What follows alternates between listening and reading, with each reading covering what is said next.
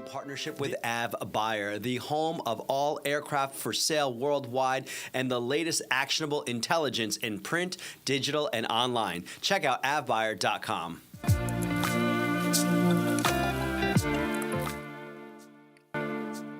Yeah, no, for sure. And I appreciate that. I wouldn't necessarily say that I've seen guaranteed charter revenue. So the way that I kind of work to help people like yourself that are interested in purchasing a private jet and potentially putting it on a charter is, we kind of talk a little bit about it.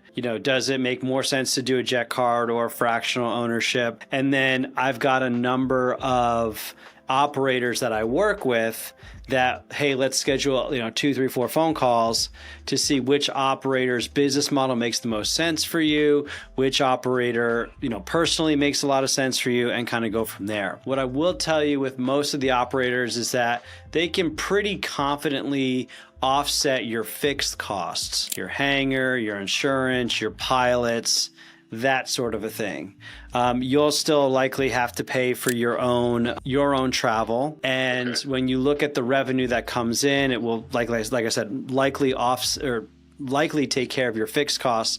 However, we also want to keep in mind that you're going to want to take at least half of the revenue and put it aside for maintenance. So when you take half of that and then you take the fixed costs away, you're really left with almost nothing till like the end of the year. So for example, one of my heavy jet operators, he knows that with his Gulfstreams, he probably won't be net zero until sometime usually around September, October. And then in the holidays is when he starts to generate revenue above and beyond, for the owners. Now, once they're above and beyond, obviously the owner's own flight time will cut into that. And if they fly enough, then basically they're getting rid of it all from there. So that's kind of the catch-22. There have been operators in the past 2 years, and it's been a really frothy charter market that have step 1, offset the fixed cost, step 2, help the owner fly for free, and then finally step 3, generate revenue. But that's been more common this year.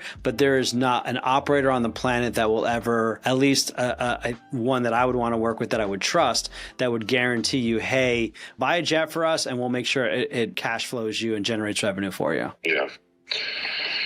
Yeah, I figured it'd be hard to see that again. I know Delta Private Jets did that briefly.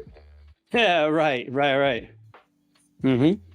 Yes. So, it all is kind of dependent on the market. And so it kind of comes down to partnering with an operator that like and trust, that you're basically partnering into business, right? Nobody knows for sure in general with regards to business, whether you're going to have an up year or down year. So that's kind of the same idea. So most operators are pretty confident and can say, we've run enough of these birds to the factor where we know we should be able to offset your fixed costs, barring anything like, I don't know, a global pandemic, or something kind of crazy, or more realistically, for some, unfortunate reason, there's a hurricane, the hangar falls on the jet, now it's inoperable, or it sucks up a bird while it was traveling, or something, Looney Tunes happened and now the bird's down, for X amount of months. Well, then obviously it's going to be really hard for you to recoup that cost. But that's just the nature of this business. And so, I tell anybody, if you want to invest, go to real estate, go to the stocks, invest in a business.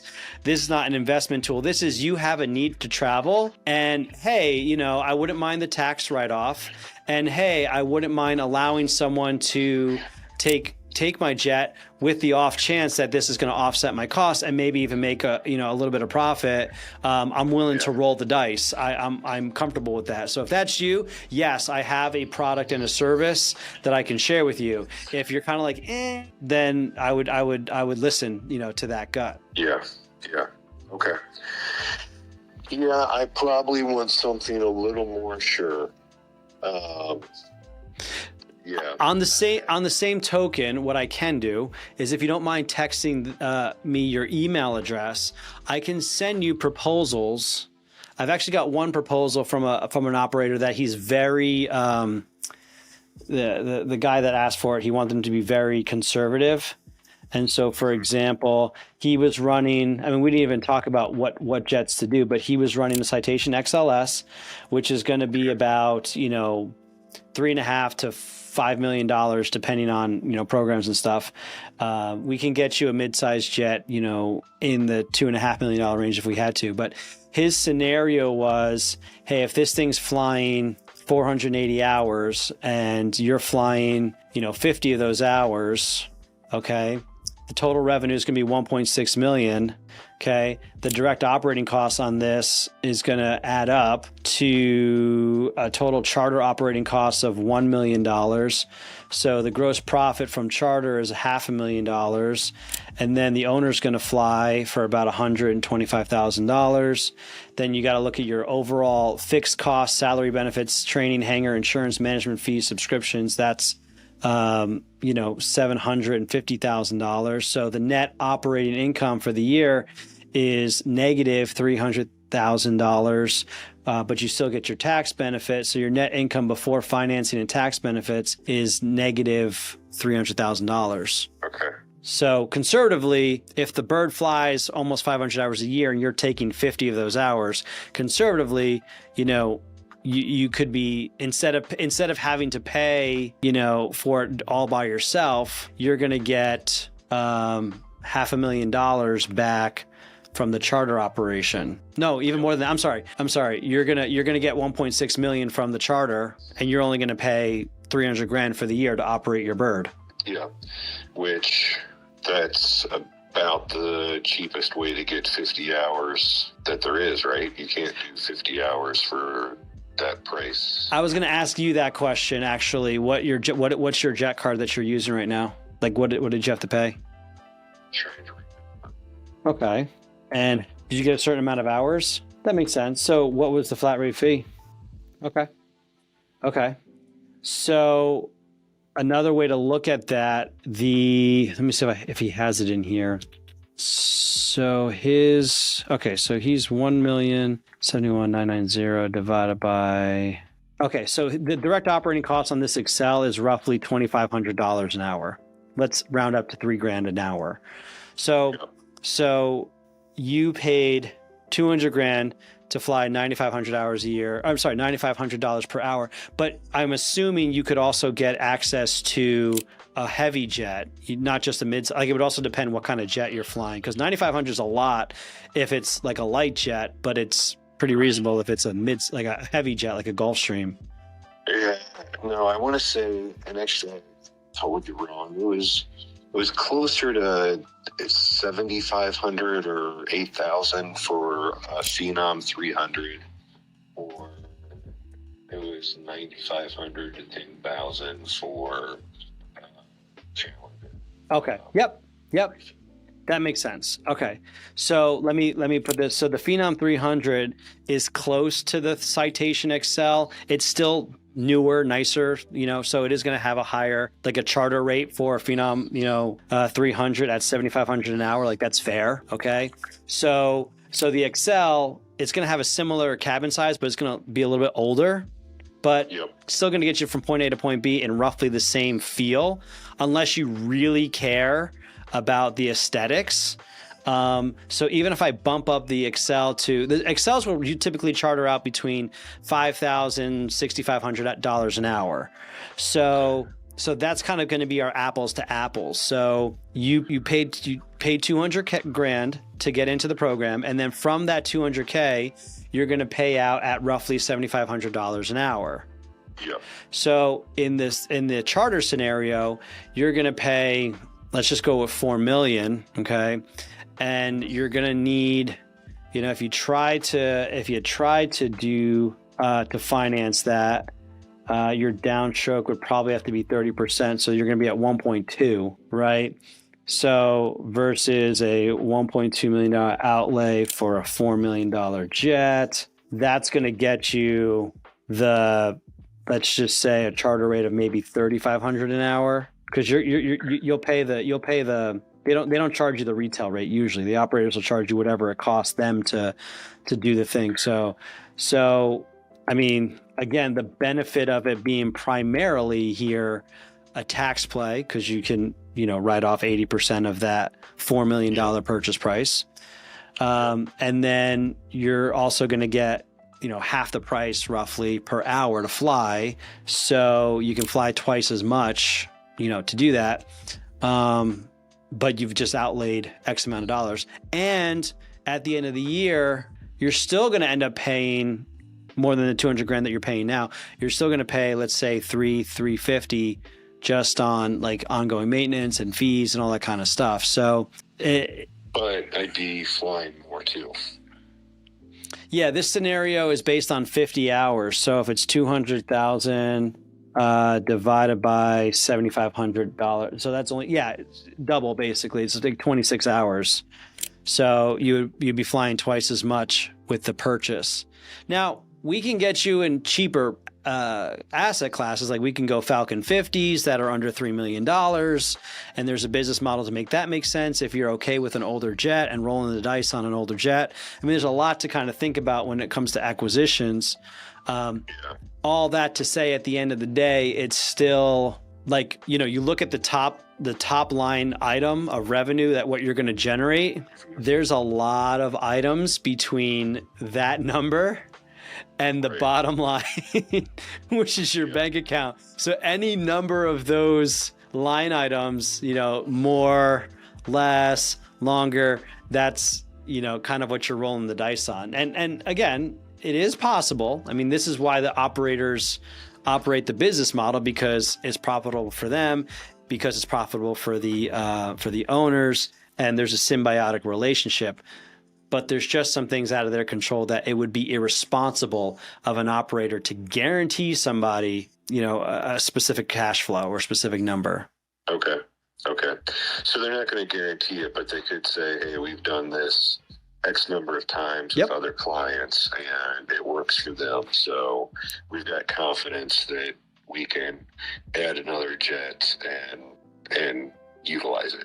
Exactly. And that's kind of what I'm here for, to play that third party, so that when you go talk to an operator, they'll do their sales pitch, and then you and I talk about it.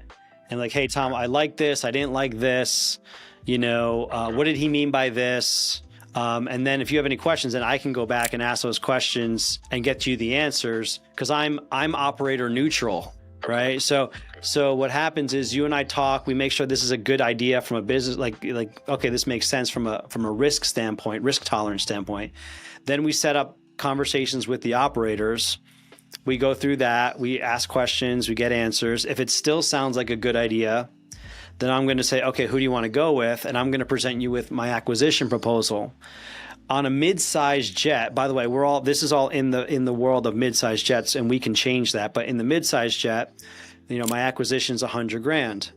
You don't have to pay that right away, but after 2, 3, 4 weeks of us going back and forth, I'm going to propose to you, hey, let's solidify this relationship to where, Tom, you're my guy. I'm going to pay you $5,000 down, based on what you've already done, and you're going to go find me a jet in concert with the operator that I choose. Gotcha. So that commission will also cover a little bit on the operator side to do pre-buys and that sort of a thing. And at the end of the day, we deliver you with the aircraft. Okay. But it's a long process. If it's something that you told me right now, I need this done by the end of the year, I'd be really cautiously optimistic that we can do it, but it's not impossible. So that's kind of the outline. Are you looking to do something by the end of the year, or? If I was going to do it, I would want to do it this year. Just because, I did have a topsible event this year, and I'd like to get the big facts right off. Sure. What kind of a liability are we looking at? I mean, are we looking at a couple $100,000, a couple million? Oh no, my tax liabilities, a few million. Okay. So the reason I asked that question is that's going to kind of put us into, like, you're flying Phenom 300s and Challenger 350s. So that to me says, hey, I probably should find an operator that operates in the mid-size world and in the heavy world. If we do that, the budget needs to be at least $3 million up to $10, $15 million. If you want to finance it, that's fine. That's not a big deal. But It's just a different way to go about it. If you were to tell me, well, my tax liability is $500,000, it's like, okay, like we're kind of going to be stretched now. Yeah, but do you know, how well do you know the tax code? I thought you only got the tax benefit for the amount of cash you outlaid for the asset. I thought if you financed it, you didn't get the same benefit. Am I wrong? Well, I'm not a CPA, but I have heard of owners writing off the entire amount. Now, did it come back and bite them? I don't know.